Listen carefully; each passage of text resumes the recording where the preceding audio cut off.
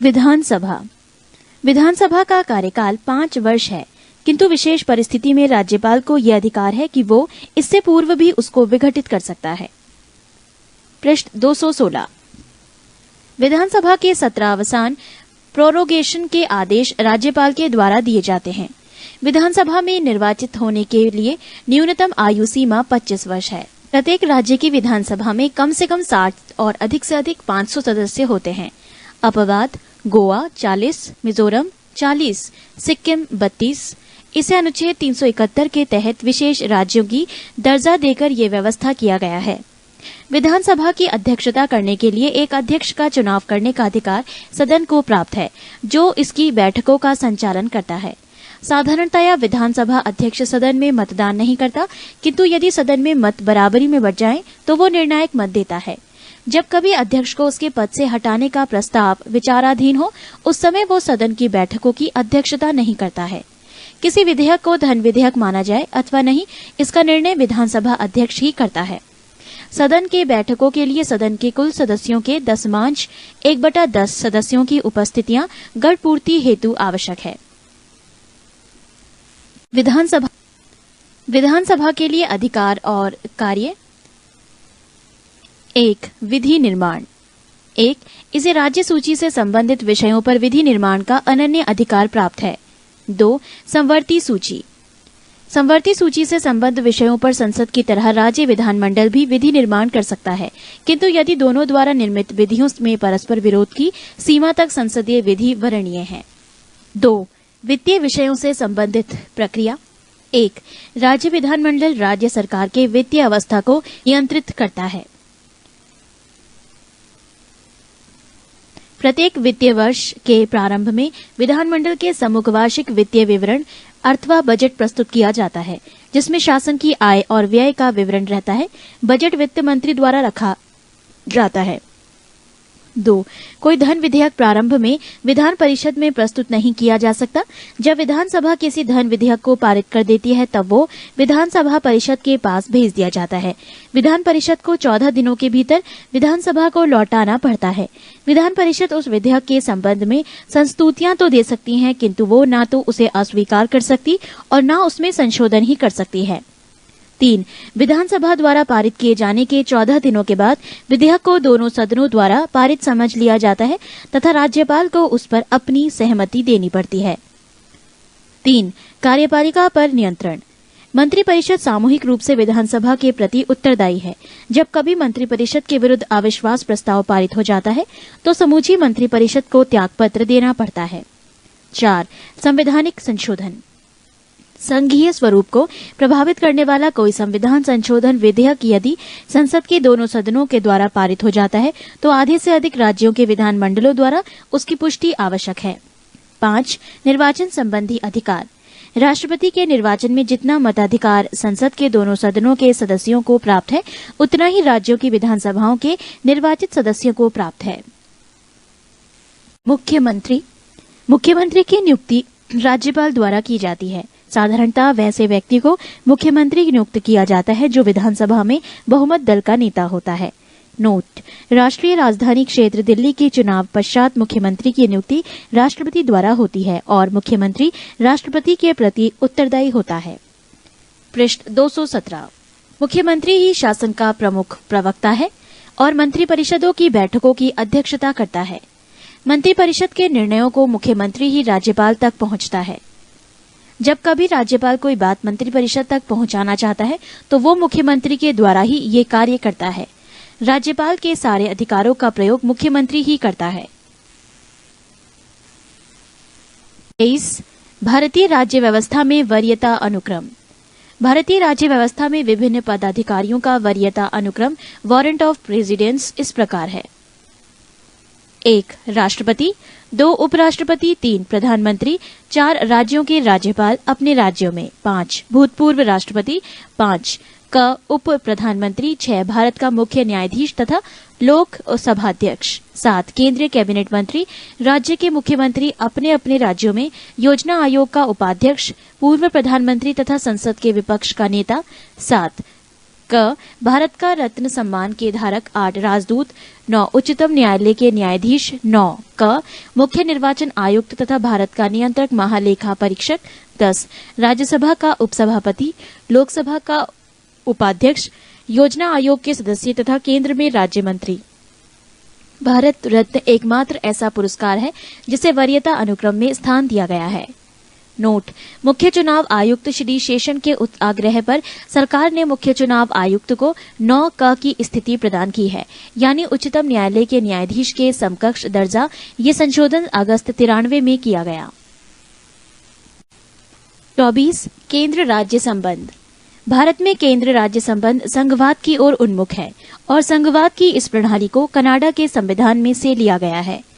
भारतीय संविधान में केंद्र तथा राज्य के मध्य विधायी, प्रशासनिक तथा वित्तीय शक्तियों का विभाजन किया गया है, लेकिन न्यायपालिका को विभाजन की परिधि से बाहर रखा गया है। भारतीय संविधान की 7वीं अनुसूची में केंद्र एवं राज्य की शक्तियों के बंटवारे से संबंधित 3 सूची दी गई है: 1 संघ सूची, 2 राज्य सूची और 3 समवर्ती सूची। संघ सूची में उन विषयों को शामिल किया गया है जो राष्ट्रीय महत्व के हैं तथा जिन पर कानून बनाने का एकमात्र अधिकार केंद्रीय विधानपालिका अर्थात संसद को है। इस सूची में कुल 98 विषयों को शामिल किया गया है, जिनमें प्रमुख है रक्षा, विदेशी मामले, युद्ध, अंतर्राष्ट्रीय संधि, अणुशक्ति, सीमा शुल्क, जनगणना, विदेशी ऋण, डाक एवं तार प्रसारण, टेलीफोन, विदेशी व्यापार, रेल तथा वायु एवं जल परिवहन आदि। राज्य सूची: इसमें उन विषयों को शामिल किया गया है जो स्थानीय महत्व के हैं तथा जिन पर कानून बनाने का एकमात्र अधिराज्य विधानमंडल को है, लेकिन कुछ विशेष परिस्थितियों में संसद भी कानून बना सकती है।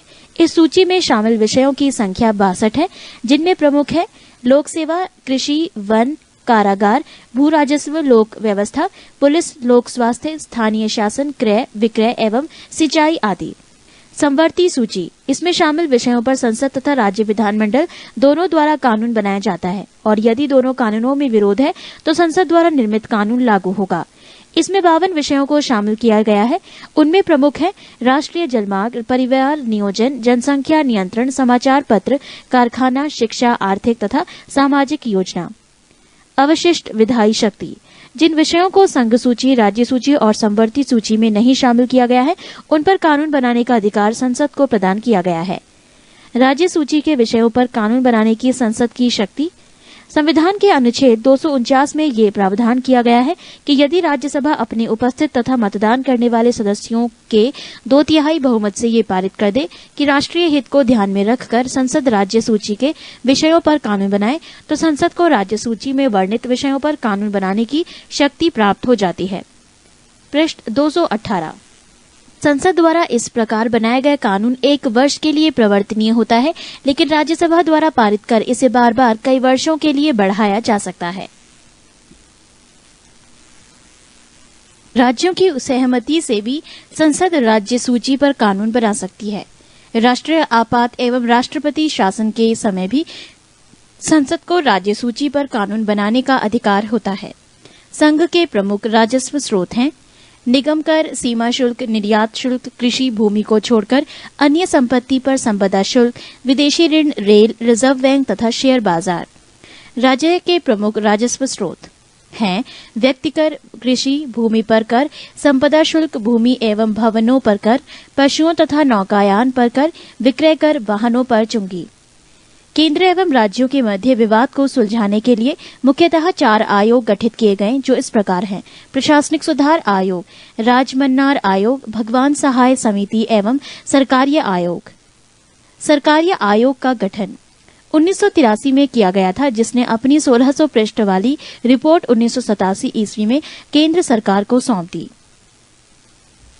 20 अंतर्राज्यीय परिषद। संविधान के अनुच्छेद 263 के अंतर्गत केंद्र एवं राज्यों के बीच समन्वय स्थापित करने के लिए राष्ट्रपति एक अंतर्राज्यीय परिषद की स्थापना कर सकता है। पहली बार जून 1990 ईस्वी में अंतर्राज्यीय परिषद की स्थापना की गई, जिसकी पहली बैठक 10 अक्टूबर 1990 ईस्वी को हुई थी। इसमें निम्न सदस्य होते हैं: प्रधानमंत्री तथा उनके द्वारा मनोनीत 6 कैबिनेट स्तर के मंत्री,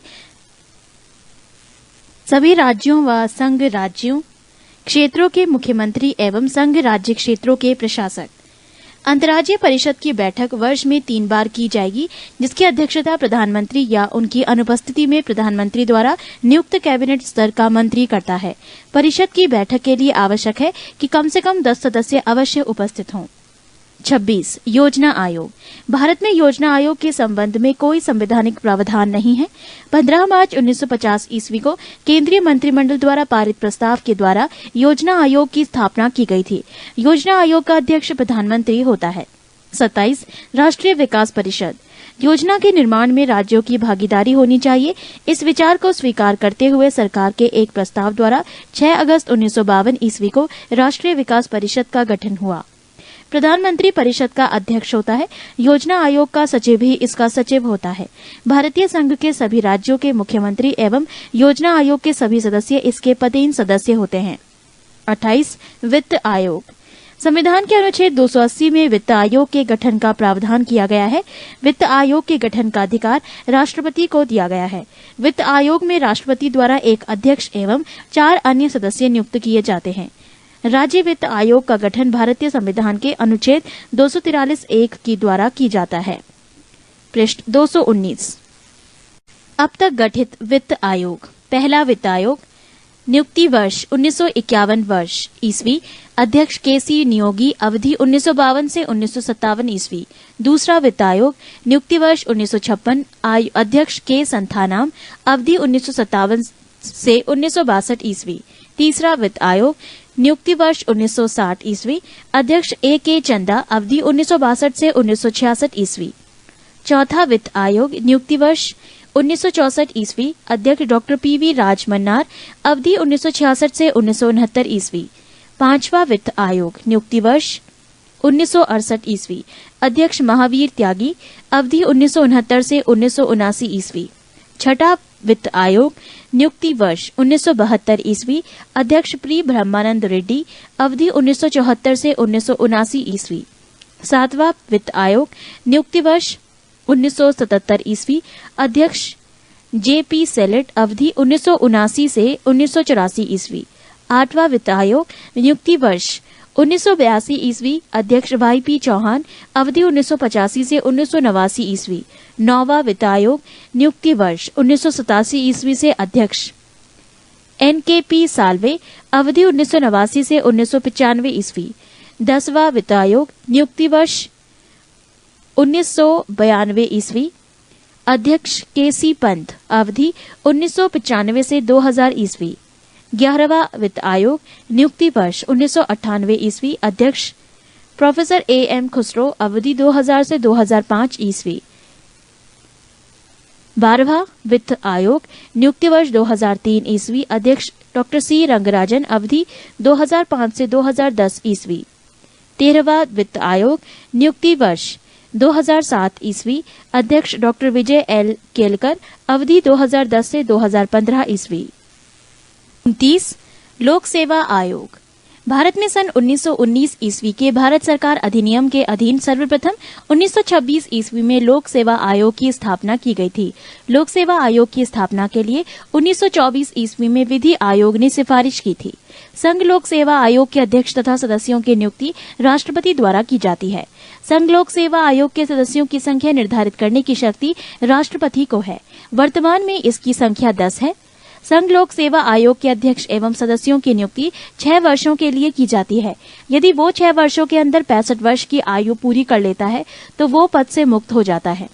राज्य लोक सेवा आयोग के अध्यक्ष तथा सदस्यों की नियुक्ति राज्यपाल के द्वारा की जाती है। राज्य लोक सेवा आयोग के अध्यक्ष तथा सदस्यों की नियुक्ति राज्यपालों द्वारा की जाती है, परंतु इन्हें हटाने का अधिकार राज्यपाल को नहीं है। राज्य लोक सेवा आयोग के अध्यक्ष एवं सदस्यों का कार्यकाल 6 वर्ष या 62 वर्ष की उम्र तक होता है। इन दोनों में जो पहले पूरा होता है उसी के तहत वो अवकाश ग्रहण करते हैं, परंतु उन्हें कार्यकाल के बीच उच्चतम न्यायालय के प्रतिवेदन पर तथा कुछ निर्भरताओं होने पर संविधान के अनुच्छेद 317 के अंतर्गत राष्ट्रपति हटा सकते हैं। 30. निर्वाचन आयोग। संविधान के भाग 15 के अनुच्छेद 324 से 329 में निर्वाचन से संबंधित उपबंध दिया गया है। निर्वाचन आयोग का गठन मुख्य निर्वाचन आयुक्त एवं अन्य निर्वाचन आयुक्तों से किया जाता है, जिनकी नियुक्ति राष्ट्रपति के द्वारा की जाती है। मुख्य चुनाव आयुक्त का कार्यकाल 6 वर्ष या 65 वर्ष की आयु जो भी पहले हो तब तक होगा। अन्य चुनाव आयुक्तों का कार्यकाल 6 वर्ष या 62 वर्ष की आयु जो पहले हो तब तक रहता है। मुख्य चुनाव आयुक्त तथा अन्य चुनाव आयुक्तों को सर्वोच्च न्यायालय के न्यायाधीशों के बराबर वेतन 90,000 रूपये मासिक एवं भत्ते प्राप्त होंगे। पहले चुनाव आयोग एक सदस्यीय आयोग था, परंतु अक्टूबर 1993 ईस्वी में 3 सदस्यीय आयोग बना दिया गया। पृष्ठ 320। निर्वाचन आयोग के मुख्य कार्य: 1. चुनाव क्षेत्रों का परिसीमन। 2. मतदाता सूचियों को तैयार करवाना। 3. विभिन्न राजनीतिक दलों को मान्यता प्रदान करना। 4. राजनीतिक दलों को आरक्षित चुनाव चिन्ह प्रदान करना। 5. चुनाव करवाना। 6. राजनीतिक दलों के लिए आचार संहिता तैयार करवाना। निर्वाचन आयोग की स्वतंत्रता के लिए संवैधानिक प्रावधान। 1. निर्वाचन आयोग एक संवैधानिक संस्था है, अर्थात इसका निर्माण संविधान ने किया है। 2. मुख्य चुनाव आयुक्त एवं अन्य चुनाव आयुक्त की नियुक्ति राष्ट्रपति करते हैं। 3. मुख्य चुनाव आयुक्त महाभियोग जैसी प्रक्रिया से ही हटाया जा सकता है। 4. मुख्य चुनाव आयुक्त का दर्जा सर्वोच्च न्यायालय के मुख्य न्यायाधीश के समान ही है। 5. नियुक्ति के पश्चात मुख्य चुनाव आयुक्त एवं अन्य चुनाव आयुक्तों की सेवा शर्तों में कोई अलाभकारी परिवर्तन नहीं किया जा सकता है। 6. मुख्य चुनाव आयुक्त एवं अन्य चुनाव आयुक्तों का वेतन भारत के संचित निधि में से दिया जाता है। वर्तमान में मान्यता प्राप्त राष्ट्रीय और राजनीतिक दल: भारतीय जनता पार्टी दल, चुनाव चिन्ह कमल। भारतीय राष्ट्रीय कांग्रेस दल, चुनाव चिन्ह पंजा। भारतीय साम्यवादी दल, चुनाव चिन्ह हंसिया और बाली। राष्ट्रीय कांग्रेस पार्टी, चुनाव चिन्ह घड़ी। बहुजन समाज पार्टी, हाथी असम को छोड़कर। मार्क्सवादी साम्यवादी दल, चुनाव चिन्ह हंसिया, हथौड़ा एवं तारा। राष्ट्रीय दल का दर्जा हासिल करने के लिए आवश्यक शर्तें: ए. लोकसभा आम चुनाव अथवा राज्य विधानसभा चुनाव में किन्हीं 4 अथवा अधिक राज्यों में कुल डाले गए वैध मतों का 6% प्राप्त करना जरूरी होगा। बी. इसके अलावा इसे किसी एक राज्य अथवा राज्यों से विधानसभा की कम से कम 4 सीटें जीतनी होंगी। अथवा सी. लोकसभा में 2% सीटें हों और ये कम से कम 3 विभिन्न राज्यों में हासिल की गई हों। 24 मार्च 1999 ईस्वी को जारी अधिसूचना के अनुसार क्षेत्रीय दलों की संख्या 36 है। प्रमुख क्षेत्रीय दल एवं उनका चुनाव चिन्ह: तेलुगु देशम दल, चुनाव चिन्ह साइकिल, राज्य आंध्र प्रदेश। समाजवादी पार्टी, चुनाव चिन्ह साइकिल, राज्य उत्तर प्रदेश। असम गण परिषद, चुनाव चिन्ह हाथी, राज्य असम। झारखंड मुक्ति मोर्चा, चुनाव चिन्ह तीर कमान, राज्य झारखंड। लोक जनशक्ति पार्टी, चुनाव चिन्ह बंगला, राज्य बिहार। पैंथर्स पार्टी, चुनाव चिन्ह साइकिल, राज्य जम्मू कश्मीर। नेशनल कॉन्फ्रेंस, चुनाव चिन्ह हल, राज्य जम्मू कश्मीर। शिवसेना, चुनाव चिन्ह तीर कमान, राज्य महाराष्ट्र। मुस्लिम लीग, चुनाव चिन्ह सीढ़ी, राज्य केरल।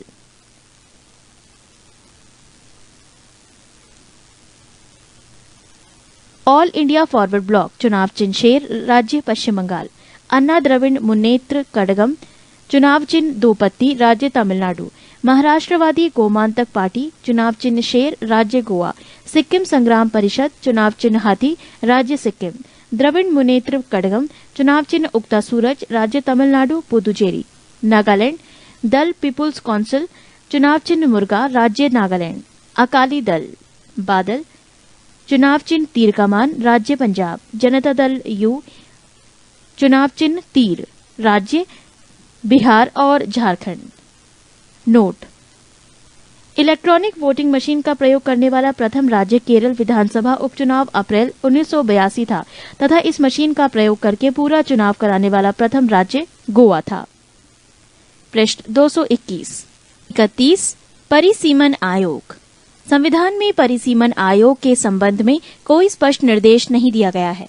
अनुच्छेद 82 में प्रत्येक जनगणना की समाप्ति पर लोकसभा एवं राज्य के निर्वाचन क्षेत्रों के विभाजन एवं पुनः समायोजन का कार्य संसद द्वारा विहित अधिकारी द्वारा किए जाएंगे का प्रावधान है। 42वें संविधान संशोधन अधिनियम द्वारा संविधान के अनुच्छेद 82 में संशोधन कर परिसीमन पर वर्ष 2000 तक के लिए रोक लगा दी गई थी। 84वें संविधान संशोधन अधिनियम 2001 के द्वारा संविधान के अनुच्छेद 82 और 170(3) की शर्तों में संशोधन किया गया है, जिसके अनुसार देश में लोकसभा एवं विधानसभा की सीटों की संख्या में वर्ष 2026 तक कोई वृद्धि अथवा कमी नहीं की जाएगी। परिसीमन आयोग 2002 का गठन 12 जुलाई 2002 को न्यायमूर्ति कुलदीप सिंह की अध्यक्षता में किया गया तथा इस आयोग की सिफारिशों को केंद्रीय मंत्रिमंडल ने 10 जनवरी 2008 को मंजूरी प्रदान की। नए परिसीमन इसे लोकसभा में आरक्षित सीटों की संख्या बढ़ जाएगी। नया परिसीमन 2001 की जनगणना के आधार पर किया गया है। परिसीमन आयोग में देश के मुख्य निर्वाचन आयुक्त सहित सभी राज्य व केंद्र शासित प्रदेशों की निर्वाचन आयुक्त इस आयोग के सदस्य हैं। अब तक गठित 4 परिसीमन आयोग: 1 परिसीमन आयोग 1952, 2 परिसीमन आयोग 1962, 3 परिसीमन आयोग 1973, 4 परिसीमन आयोग 2002। नए परिसीमन के बाद आरक्षित सीट: जाति अनुसूचित जाति वर्तमान में आरक्षित सीट 79, नए परिसीमन के बाद आरक्षित सीट 85। अनुसूचित जनजाति वर्तमान में आरक्षित सीट 41, नए परिसीमन के बाद आरक्षित सीट 48। अनारक्षित सीटों की संख्या वर्तमान में 410, नए परिसीमन के बाद आरक्षित सीट डैश।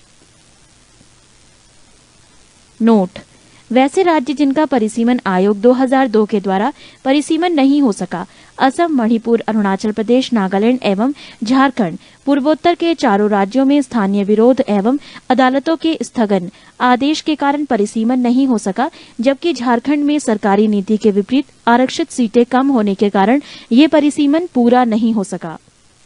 32 राजभाषा।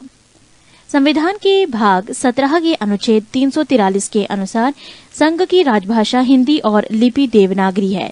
भारतीय संविधान के अनुच्छेद 344 में राष्ट्रपति को राजभाषा में से संबंधित कुछ विषयों में सलाह देने के लिए एक आयोग की नियुक्ति का प्रावधान है। राष्ट्रपति ने इस अधिकार का प्रयोग करते हुए 1955 ईस्वी में श्री BG खरे की अध्यक्षता में प्रथम राजभाषा आयोग का गठन किया। इस आयोग ने 1956 ईस्वी में अपना प्रतिवेदन दिया।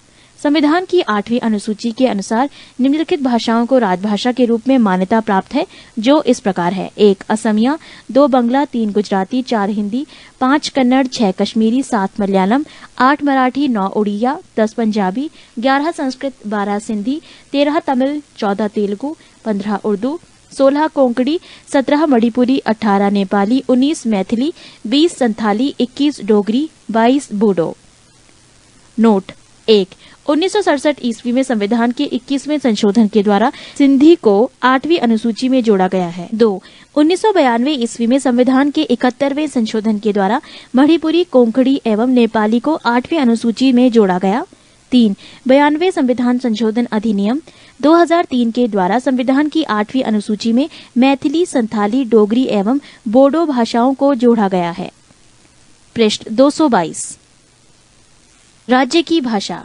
संविधान के अनुच्छेद 345 के अधीन प्रत्येक राज्य के विधानमंडल को ये अधिकार दिया गया है कि वो 8वीं अनुसूची में अंतर्विष्ट भाषाओं में से किसी एक या अधिक को सरकारी कार्यों के लिए राज्य की सरकारी भाषा के रूप में अंगीकार कर सकता है, किंतु राज्यों के परस्पर संबंधों में तथा संघ तथा राज्यों के परस्पर संबंधों में संघ की राजभाषा को ही प्राधिकृत भाषा माना जाएगा। उच्चतम और उच्च न्यायालयों तथा विधानमंडलों की भाषा। संविधान में प्रावधान किया गया है कि जब तक संसद द्वारा कानून बनाकर अन्यथा प्रावधान न किया जाए, तब तक उच्चतम न्यायालय और उच्च न्यायालयों की भाषा अंग्रेजी होगी और संसद तथा राज्य विधानमंडलों द्वारा पारित कानून अंग्रेजी में होंगे।